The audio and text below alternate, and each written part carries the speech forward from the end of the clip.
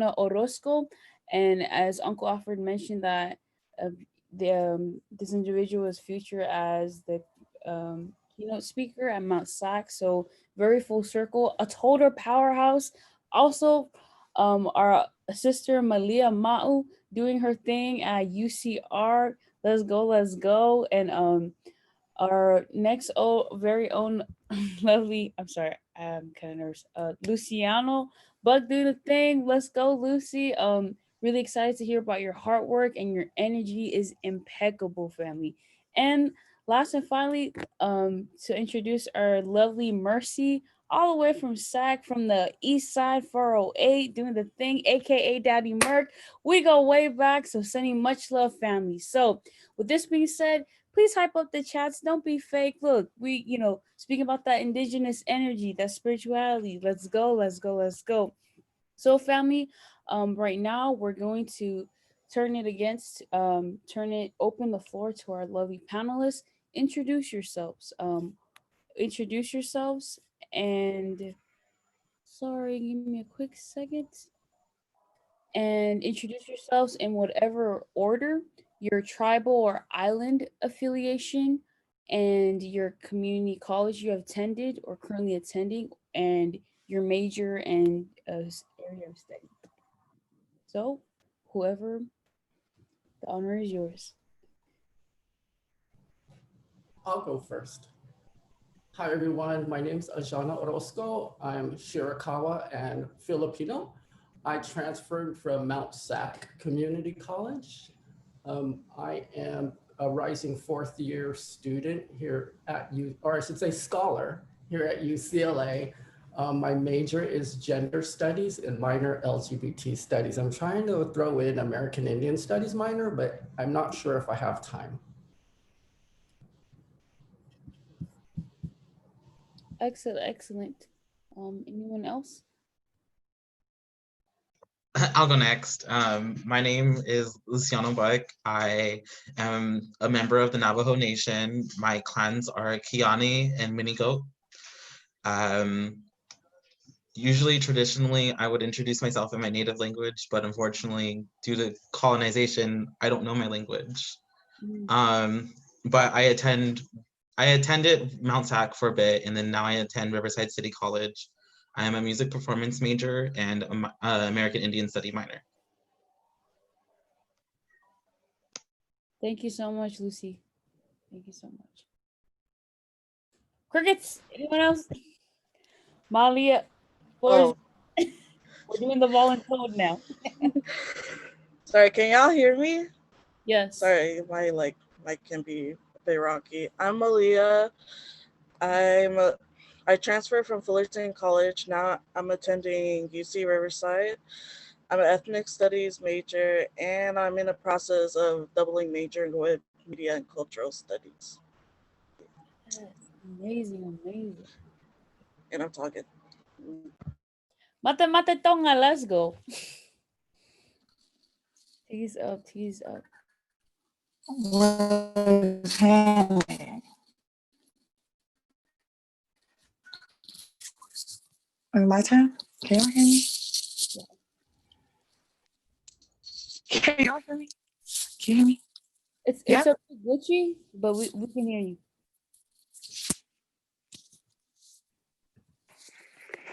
Oh, what's happening, y'all? Yeah. All right. Can y'all hear me? Or am I still glitching? So what's poppin'? My name is Mercy. Yeah, I'm Samoan. My daddy from Hawaii, and my mama from American Samoa. You feel me? I, I'm supposed to be at ARC, American River College, but I really ain't in school right now. But you feel me? I'm gonna hop back on that, and yeah. But I was majoring in ethnic studies. Yes, sir. Yes, sir. So yeah, I see right here. It's all good. It's all good. Thank you for keeping it real and check it. Life is not linear, and sis, you'll find your path. Our second question, thank you so much to our lovely panelists. And our second question is, what has been your experience as a Native American or Pacific Islander pursuing higher education? I'll repeat it one more time. What has been your experience as a Native American or Pacific Islander pursuing education? And the floor is yours, fam. I'll go first. My experience has been really, it's been interesting onto what knowledge is out there and what knowledge isn't out there, what people may know, may not know. Um, you know, the history side of it, like a lot of people don't know the native perspective of how our country becomes to be, and on the suffering and the you know the continuing of the suffering of today. It's been really interesting, like on how little education there is out there about Native and Pacific Islanders. Um, but it's, you know, me being in that place, in the classrooms, it's it's interesting to open up people's mind onto the possibility that their education is, like, you know, is limited, and that they're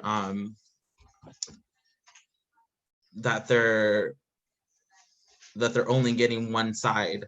And, you know, us being there, the less than 1%, us being in there, it helps open that perspective. And you know, I'm glad to be there, and I'm like, you know. That's beautiful. That's beautiful. You're reclaiming the space back, as you should. Yes, yes. Good. Vital information.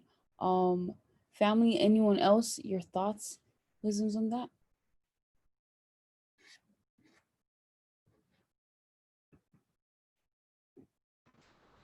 I would say definitely challenges me to come out of my shell more, I would say, because I mean, like it was said before, there was hardly any resources for like Native Americans and Pacific Islanders.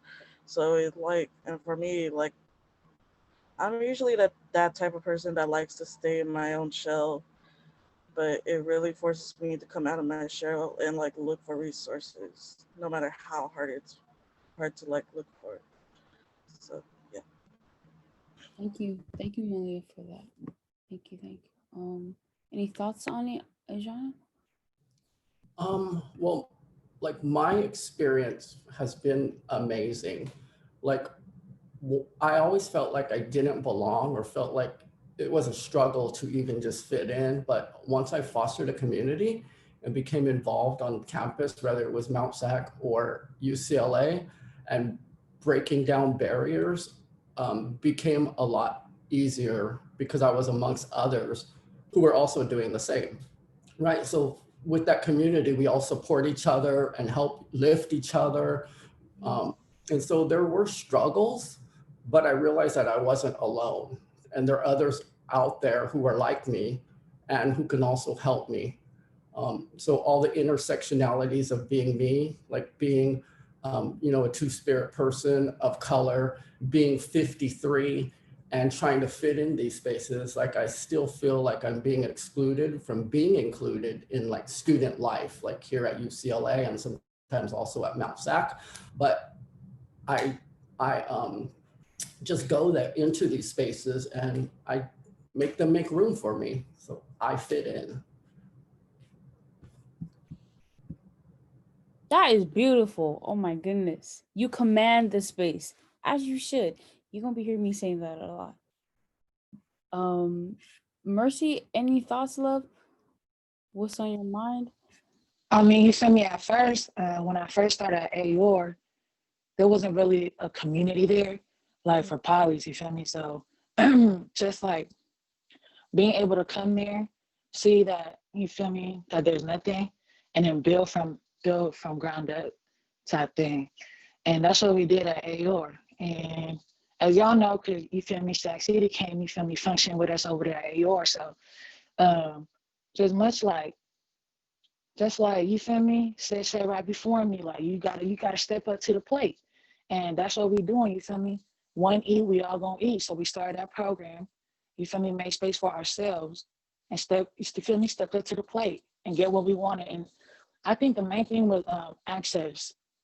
Yes. Access and accountability, you feel me, for from our from our mentors. Like y'all see that there's nothing, let's do something about it, you feel me? And I guess, yeah, I think that's what it is. We make our own space and you feel me? We turn up when we turn up, or we get to the bus when we need to get to them bus now, you feel me? So yeah. Oh, I hear you, love. I hear you, love. I think a common theme from um your answer is the importance of community as a unit. So, and it ties in with our next question, that what were some of the resources that you utilized or check it or created that you were able to lean on during your pursuit of higher ed? And the space is yours. We'll keep this flowing, family.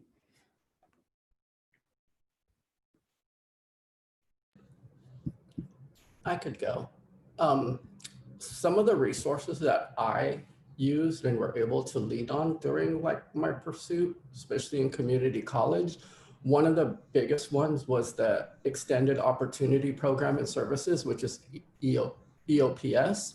And so they had a book vouchers. So Yes. I never really had to worry about paying for my books because it was generous because I was at Mount SAC and they had a lot of funding. So I never had to pay for books. They always gave more than what the books cost. I had priority registration and it paid for 4 Cal State apps, 4 UC apps. I got my cap and gown paid for, and also academic counseling. I also joined the Arise program, which provided help for Asian Pacific Islander students.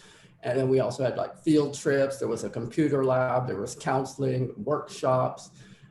And one thing I learned for sure, and I also lived in Hawaii for 11 years, that if you surround yourself with people from the triangle, you'll never be hungry and you'll never be lonely. So the Equity Center at Mount SAC became like my safe space. Like I could go in there and I broke barriers. Like at first, the athletes that were in there, the football players, they're big and huge and they weren't really sure how to treat me. But then I told them, treat me no different than you're treating all these other girls in here. Like, why would there be any different, right? So it was really fun going in there and changing that. And I could walk in there and they'd all, oh, Jana, and give me hugs. So that was like so much fun.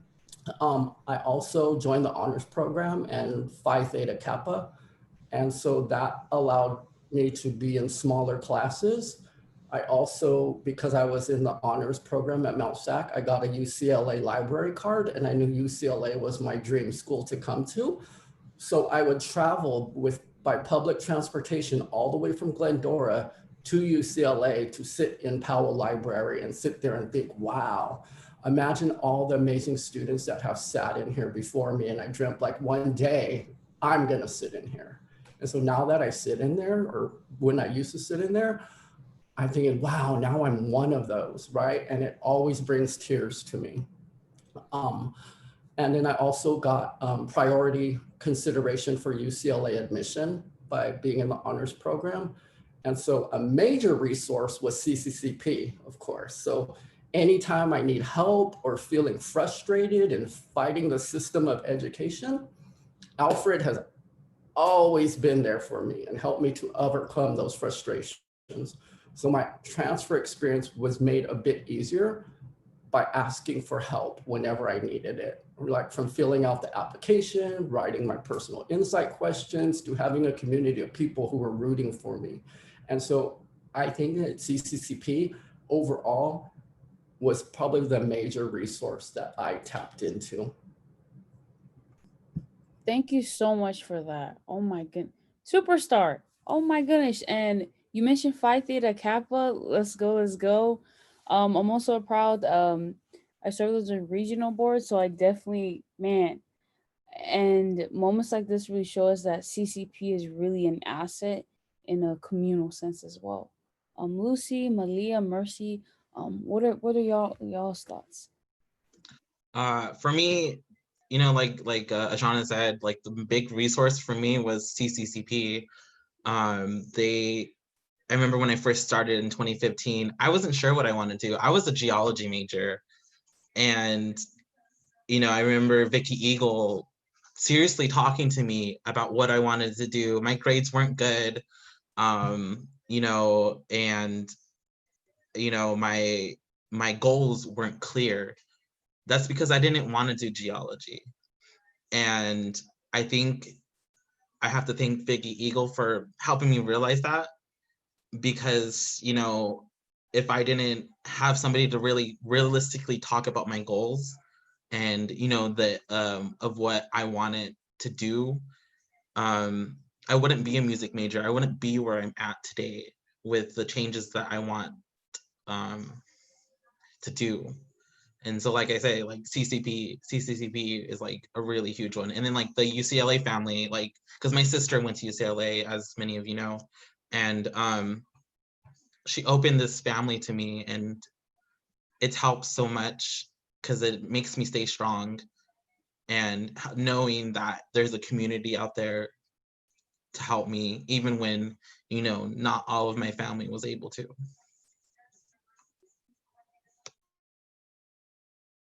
Thank you so much. Thank you so much, love. Malia, Mercy, floor is yours as well. Um, Definitely CCCP really helped me out. Like, I knew about NPI since back in high school. Senna would always tell me about it. She would always remind me, yo, you gotta sign up for it. And I admit, I was lagging on the application process. I was telling her I was struggling and stuff. And next thing you know, one day, Senna was like around my neighborhood and she literally dropped by and literally walked me through the process and like helped me out with my application. Also, like, like I used to sleep over at Lydia's house for Saturday academies and stuff. And on top of that, like when we had our like completing ceremony and stuff, I wasn't even planning on signing up for a second program.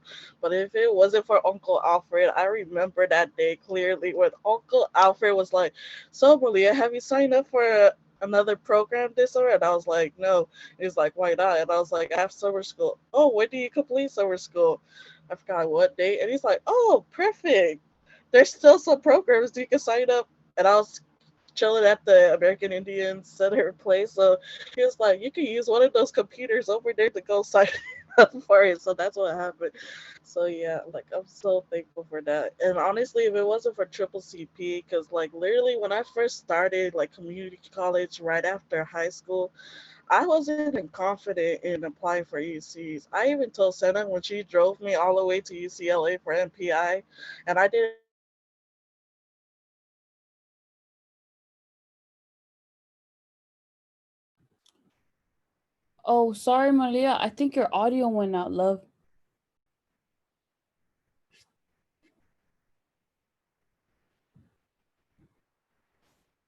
Malia, can you hear me?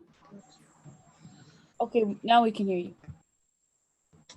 What did I say? Okay, so basically, it just what did I say last time? Like, did it cut me off in what part? Uncle Alfred strategically. Oh, Yeah, let's go. yeah. So if it wasn't for him, yeah, I wouldn't do that second program. So yeah, thank you, Uncle Alfred. Amazing, amazing. I Mercy. Any thoughts, love? That was beautiful, Malia. Um, my cyber came out, that's the AT&T service, you feel me? but but um, resource that I utilized that first time I started AR was Emoji. You feel me? Before I tapped in with Prize. So Emoji is, you feel me, is an African American, thing just like Prize, but resources for them. But you feel me? They made room for me, even though I wasn't, you feel me, black. So I think it's just like, it's more like it's impact over versus intent. Mhm. So showing that that was possible made me realize that maybe there really are resources out there for, you feel me, for a poly female like me. So stepped into that, got into Pies, and after Pies stepped into NPI. And that was the first time, you feel me, I stepped on campus at like, I stepped onto like a real university, you feel me? Like we see this on TV. So I was like, when I stepped into that, one thing I always remember back from MPI was when we was sitting in a big auditorium, and it was like building like brick by brick. And then one of the speakers was like, imagine that, like they built this for white men, but the people building it, you feel me, were like ancestors. So they was looking at us in them seats while building it for white men. So I was like, oh yeah, let me step into that, you feel me? So yeah, I'm thankful for the resources, but not only that, but the networking. And Uncle Alfred, you feel me, for finding me on Facebook. Like, I don't even be on Facebook, but he found me. I was like, and he tapped in with me. So I was like, oh, you feel me? Let me get back to school, cause look. And yeah, not only that, but Lydia too, like all our mentors, man. Y'all really the reason why, you feel me, I really be like, okay, let me just, you feel me, go back to school. But yeah, appreciate y'all, love y'all. Back into it, back into it. It's all good. And you know, I love, like, there's no rush, because at the end of the day, wherever you are in your season, you arriving to yourself. So you do you, boo. You know, we're gonna go ahead and pivot just a little bit. But family, we really want to know about you. Like, what is your why? What motivates you? The floor is open.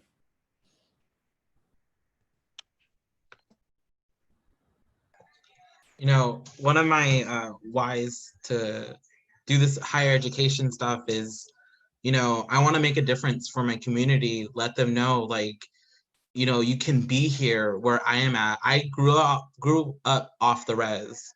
I grew up here in California in Pomona, California, and I never felt as if I could do something because I didn't have somebody to look up to that was native and in specifically my field. Um, and you know, what keeps me going is that knowing that one day some native kid is gonna look up to me, and like when I'm playing in the LA Phil or whatever major symphony I'm gonna be playing in, and me like I'm gonna be able to do that because, you know, that kid right there, that guy right there, he's native, I'm native, I can do it. Um, and a major other thing is, unfortunately, sorry if I was a little emotional, but my best friend passed away last year. And it hurt me so much. I didn't want to continue music, but I do it for her because, you know, she was my biggest support. You know, she always told me, like, you know, you can do it, you can do it. You know, you're so amazing, Buck. You do so well. And sorry. I just I just want to continue because it's just so much. It's it's it just helps me knowing that out there one day that it's there's going to be a pivotal change. Oh, we honor you, Lucy. And please don't ever apologize. Release. Release. You know, give yourself grace. And we also send solace to your beloved friend. May her soul continue to live on. Obviously, her legacy is in you. And thank you for that. Wow. Wow. Family, anyone else? We were sharing it now. Yeah, wow. What motivates me and to keep going is just like what we heard from. There's people out there struggling and people out there doing just amazing things. People that are part of CCCP. This is my family. You guys are my family. I'm gonna get emotional too, but um, sometimes I don't believe in myself, and so having people in a community who will sometimes believe in me at a time when I don't believe in myself is very motivational, right? But also knowing that with each accomplishment that I'm achieving, it's inspiring others. So leading by example and reminding others that if I can do it, they can too. I've overcome so many things throughout my life, from homelessness, drug addiction, hate crime bashing, you know, just so many things that because against who I am. So I always say it's like, for my life has always been like the metal ball in a pinball machine, trying to find the path of least resistance in a life that has been full of violence. Because I just know, like, around the corner any minute, something bad can happen, because it has happened, and it's always happened to me. So I just, that's what motivates me, is like people, like everybody in CCCP. That's the mostly who motivates me, because hearing your guys' story and your struggles, and knowing that by just being transparent with some of the struggles that I'm going through, it helps motivate and inspire others. So that's what really keeps me going. Indeed, indeed. Sister. Um, Malia? yeah. I feel like my whys really turn into like why nots. You feel me? So like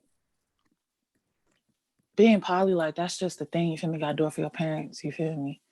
And then when you like really start going to school, if you can't, you feel me? If you can't like do it for you, I think that's where like the downfall really comes. You feel me? Like seeing yourself in a position and then you feel me holding accountability for where you at and where you stand really like puts you in a place to like really either step up or step down. And you feel me? We ain't the type to ever step down. And I'm keep that on the down. Okay. But it's always like I know where I'm at, you feel me? It's not where I want to be. So you feel me? I'm a you feel me, up my revenue, you know, switch up my avenue. Like I'm gonna do this in order to get that. But you feel me, how is that gonna affect this and that too? So it's like my parents are really my why and also my brothers. But my main why is because like you feel me, is me telling me like why not? Um we've been through the mud, you feel me? Ain't nobody in here that ain't been dragged through the mud. But I think that's the most beautiful thing about the mud we get dragged through is like, you feel me, that we make good pottery out of that. You feel me? That clay, we make good pottery out of that. You feel me? We're not just poets, we poems. So I'm gonna speak on that, you know, because I'm probably, you know, getting a little deep up in here. But I love the emotions that's in this Zoom call.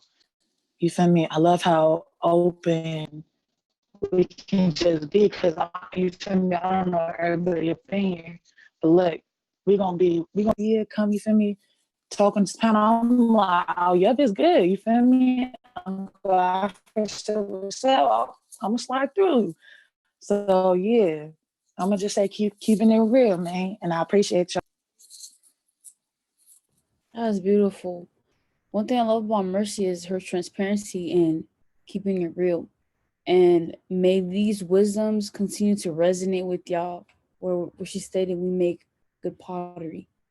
Beautiful how we can turn our ashes into something very full of resilience. Hi, Sister Malia. Did you have any last ones before we move on to the next question? Yeah.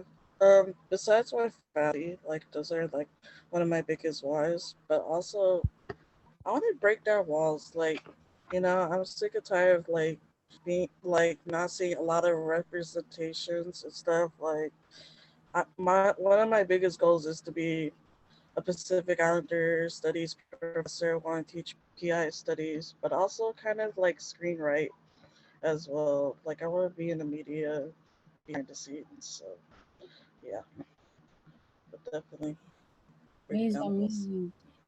Malia, you're a trailblazer, as you should. As you should. All right, family. Just moving on forward. We've already touched upon um thank you so much for sharing. What were some of the skills that you developed? We talk about community culture. Well, it's inside us. Um, what were some of the skills that you have developed as a Native American, as a student, or exactly as you are during your journey in higher ed? That Let me reread the question. Focus, Mike. What are some skills? Not some skills. What are the skills you've developed as a Native American or Pacific Island student pursuing higher ed that have been an asset and have helped you succeed. In other words, what hustles did you acquire? Perfect it. Floor is yours. Daddy Merc, let's go. All right. Speaking up, because look, I'm gonna speak my mind, and I really don't care. Look, and the part you feel me that really like you feel me. That's just who we are, man. And I feel like getting into school is like knowing like there's a place and a time. You feel me? But then it's also like I'm gonna be me. I think that's my most like dopest skill. I'm gonna do me. You feel me? Regardless of what you think. But then I'm also not ignorant. You feel me? I'm gonna listen and I'm gonna understand. But at the end of the day, you gonna hear my mouth. So yeah, and studying. Ooh wee. Look, I ain't gonna lie. I ain't gonna hold you. Look, man, that library. I'm telling you, I lived in there, man. I had to learn. I had to learn to really, man, like shift. Like you feel me? Like came from like being around the homies all the time at school, and then it's like let's be around each other in the library. You feel me? Let's go learn some. But yeah, and also like from Lydia at MPI, the main thing I learned was how important it is to carry yourself as a Pacific Islander woman. You feel me? And walking into any space, or you feel me, like you gonna be like, this is me, and then this how we gonna approach this situation. This how we gonna do something else. And yeah, I love you, Lydia, man. You a real role model. I ain't gonna cap to love you, like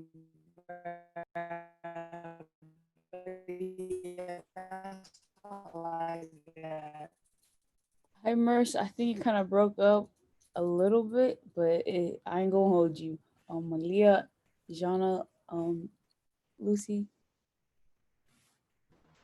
I would say networking, definitely networking. Like NPI was where it was at to like open the doors. Like I need to put myself out there, basically. Like I wouldn't even get my job at the Asian Pacific Student Resource Center at UCR if it wasn't for like networking, you know. So yeah. Thank you for that, love. Thank you. Oh, also, family, your net worth is based on your network. It's about who has the plug. Shout out to Uncle Alfred. Let's go.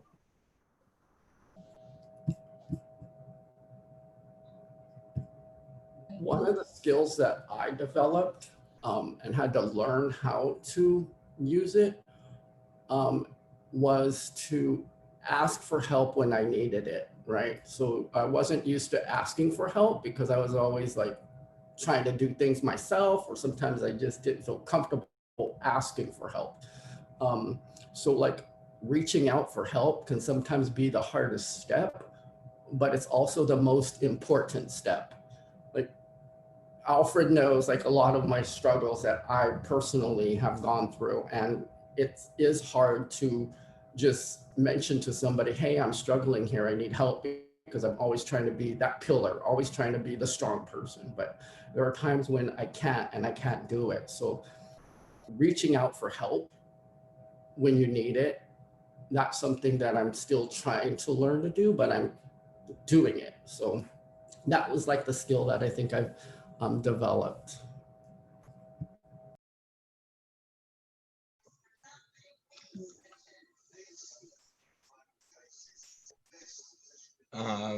For me, I think it was gaining more confidence in what I wanted to do and how I wanted to go about it. Um, for me, music, I mean, as many of you know, music isn't something that changes. It's something that is just built with the culture. Like white people, they have like their classical music and everything. And then so do like the indigenous music, they have, their prayers, and they have their, happy songs, their sad songs, whatever it may be. And, for me, I want to make that connection strong, that like, music isn't just something that comes from, from across the water. It's something that's been part of all of our lives in many different cultures. And, that confidence to tell people that like, music isn't just a Western concept. It's a concept that's been all over the world. And, the only thing that white people have done is write it down. But,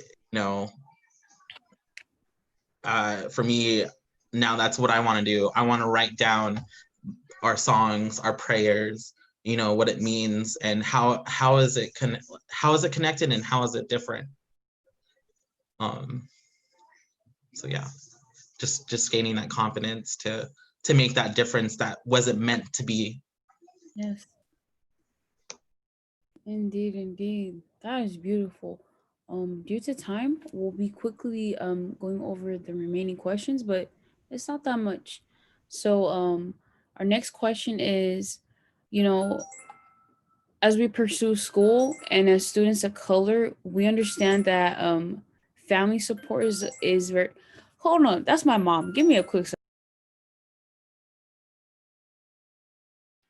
I'll read the next question. So Maybe we should start wrapping up so that we Okay. can be on time, and maybe asking them for their last thoughts on recommendations for some of the people here. Okay, but okay, cool. Family, any words of wisdom that you would like to pass on to maybe prospective folks on this journey? Sure.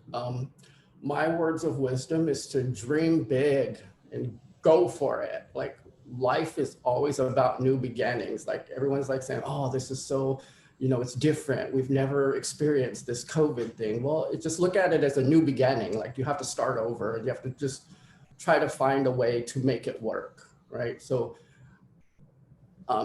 you don't know what you can accomplish if you don't try. So not only try, but give the most you can to achieve your goal. And if you can do it, you can do it. I believe in you, and I'm here to support anyone and root you on in your journey.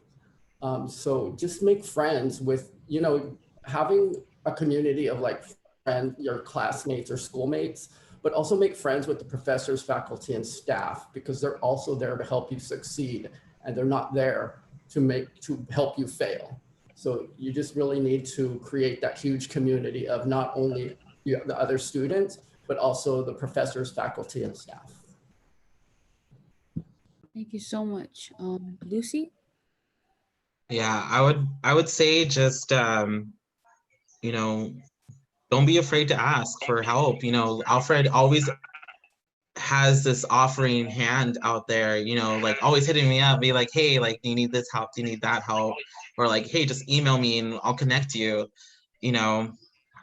So stay connected with everybody, and don't let somebody else's journey define your journey. Just because they're going at a faster pace doesn't mean you have to go at a faster pace. For me, I've been in community college for 6 years now, or 7 years now. And, everyone asks me like, why haven't you graduated? Why haven't you done this? And I'm like, well, it's my time. Like, it's my money. It's my time. Not everything has to be done at a certain time. And, like I say, just don't let other people's journey define your journey. Amazing, amazing. Thank you. Malia, your journey is your journey. Don't limit yourself. Like dream, like what they all say, dream big. Definitely don't belittle yourself. Like you don't know if you don't try. That's all I gotta say. Thank you. Thank you. Mercy? Uh, my thing is, you feel me? If you ain't extra, baby, you ain't enough. Okay, so I'm gonna need you to do you. You feel me? Fuck what other people gotta say. And Jana, your lashes are popping. Okay, I just gotta say that. My shit is popping. But yeah, man, do you ever need you feel me? Anybody? You feel me? Holla at your girl. You feel me? Oh my goodness. Let's go. Let's go. Well, family, that concludes the end of our lovely panelists. Just want to say I say and thank you so much just for being vulnerable and sharing your experience and pearls of wisdom. Period, Ajana. I woke up like this. As you should. So family, you already know it's a family unit. So let's go, let's go, let's go. Uncle Alfred, do you have any final remarks before we proceed further? I only want to say thank you to these amazing warriors, to these amazing scholars. Wherever you are on your journey, it's your journey. And yes, Mercy, I'm going to keep haunting you on Facebook, and Lucy, No, till that's right. you get where you want to go. And as I said in the chat earlier, I am always here, and our CCP family is always here for you on that journey. So reach out. As Diana Ross says, reach out and touch, and ain't no mountain high enough. Right, Ajana? Thank That's you right. all. I know that's right. You better speak on it. That's right. Let's go, let's go. Thank you. Azana, them lashes, baby. Ooh wee. Okay, family, our next session will be appearing in about a minute or so. I'm going to turn the floor over to our lovely Shannon Seula. So stay tuned. Thank you, Ma'i, for being our moderator. And thank you to all of our wonderful panelists. Thank you for showing up and showing your true selves. It's really the most impactful way. And so we thank you. Please join us at 2 p.m. for our session with the streamer family. It's called From the Res to UCLA and Back. And it's all about familial support within higher education. If you can't attend that one, please attend one of our sessions tomorrow, which are going to be on community cultural wealth, office hours with us if you have any questions, and our closing empowerment session with Sefa Aina. And if you can take a minute to fill out an evaluation form so you can give feedback to our panelists and us, the link is at the top, and so is the QR code. So like I said, the Zoom room will be open. You can just leave it on your screen if you want, but we will be back at 2 for our session with the streamer family. So thank you all again. Which is 1 minute away. Really? No, it's at 2. It's Oh, 1 it's hour almost away. 1. That's right. Sorry. I'm like, Oh, God. I was going to Dang, keep going. already in daylight savings. I'm like, no, it's not.